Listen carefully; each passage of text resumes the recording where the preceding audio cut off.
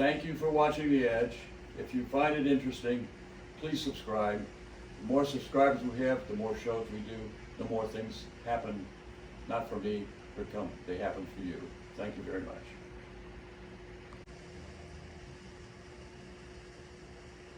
What the hell is this? Just what the hell is this? Make America Great Again. Oh, I know what this is. Donald Trump thinks he's making America great again. Like this. A little bit of this. Ugh, and this. It's a throwback to another era, when things were black and mostly white. Not really our idea of great. Oh. Yeah, I don't know what this is all about. This is an apology for a leader who doesn't know his grass from his ass, frankly. He says, make America great again. The again tells me he knows when that was. There's an interview that I've heard about, seen a little bit, where he says America was great at the turn of the 20th century. It's the 21st century. So he wants to turn us back to 2000, let's see, 2001, the great beginning of America having come off of slavery from the Civil War and the ending in 1865, and what happened after that when steel and all that became powerful and rail was powerful and America was coming alive as a country and recognized in the world. That was great, yeah. But he did mention in this interview with the New York Times that it was great between 1940 and 1960. What was important about that time? What was important about the time called 1940? That was World War II, 1941. Why was that great? We went to war. We had to pay for that. The Depression came to an end when everybody went to work for World War II. There was high unemployment prior to 1935. So what did FDR do in 1935? Because he was the president during World War II. So Trump's talking about a president who's a Democrat, who took us into the war and won the war. How did he pay for the war? He paid for it with a wealth tax and an infrastructure bank. What's an infrastructure bank? It's a way to sell bonds at higher than average interest rates. So people borrow the money cheaply, but still pay more for the money than you can get at any other place. That's what an infrastructure bank does. But the wealth tax in 35, when FDR imposed it, was on $1 million and more. Every dollar past $1 million paid 75 cents on every dollar that was taxed from individuals, not corporations, individuals with wealth, like Warren Buffett, that kind of individual. So every dollar got taxed from that. Did they feel they were burdened at that time? They felt they were honored to support their country. Those wealthy people felt that was their duty. And when World War II hit in 1941, and we got into the war because of the Japanese attacking in Honolulu, the Fifth Fleet was parked in there as a target for the Japanese to come and hit us and pull us into World War II, because Japan was aligned with Hitler and they were allies. So we had to go after Japan, and therefore we committed to World War II, therefore we had to join England, and we did all of that. The wealth tax jumped from 75 cents on the dollar to 91 cents on every dollar after $1 million on the wealthy, only the wealthy, not the middle, not the lower. There's no money there. Those people were just coming out of the Depression. They had no jobs. There was no industry to speak of except for the war. So now they all had jobs building everything under the sun, whether it was tanks, whether it was ships. Everybody was working, including women.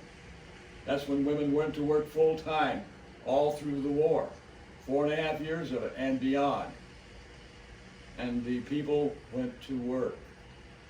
And the South, with its slavery that never quite went away, ended up gradually, begrudgingly taking better care of people, but shutting things down in 1950 for the poor there. But the wealth tax financed the war. That's the thing to know. Financed the Depression on the back of the wealthy. Did it hurt the poor? It helped everybody. Put food on their table and put everybody to work. Put heat in the furnaces, rent on the table. Everything got better. And that's why from 1935 forward, Democrats won everything. The Republicans, who were responsible for the great crash of 1929, paid a political price for screwing up the economy and losing all those jobs, because they cared more about the corporations, less about the people. If you care more about the corporation, you're going to care less about the people. That's just how it works. So, the 91 cents, how long did that last? Right from 1941, went to 92% in 1942. Wealth tax, wealth tax, wealth tax, folks. That's when it went on. And that went right on through to 1960. And what happened at that time? Do you know what happened in 1950 to 1960? Does anybody out there know what their own history is? It was called the Interstate Highway System. Oh, let's get rid of that. Why build that? Why spend that money on that? Oh, it put everybody to work. Even after the war, it kept people working. The war kept the people working in the factories making military hardware, and the Interstate Highway System kept people working at the domestic level, and good wages and all the rest. Rebuilding America.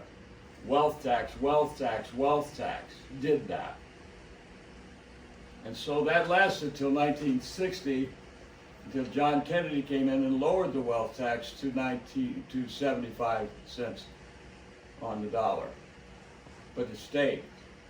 And it continued all the way through Nixon, through LBJ, Lyndon Baines Johnson, a Democrat, through Eisenhower before as a Republican. And then Nixon got elected later on, twice. He kept it in place. And then comes along Ford, who replaced Nixon, who got kicked out of office or forced out. And the tax remained a wealth tax by Republicans. And that kept the country growing and maintaining to where all the built-up expenditures, military and other, came to no debt in 1980. Who ended the wealth tax? Ronald Reagan. Ronald Reagan did that. And in the space of 8 years, turned a no-debt country into a $3 trillion debt country. That's what he did in 8 years. That's a real accomplishment. So when Trump talks about Make America Great Again, he refers to two periods. One, from 1940 to 1960, and he's right, it was great because of the wealth tax. Would he impose a wealth tax on people like that was done at that time? Hell no. He's the last one who would do that. Who he cares about more are people like himself. He would cut the taxes.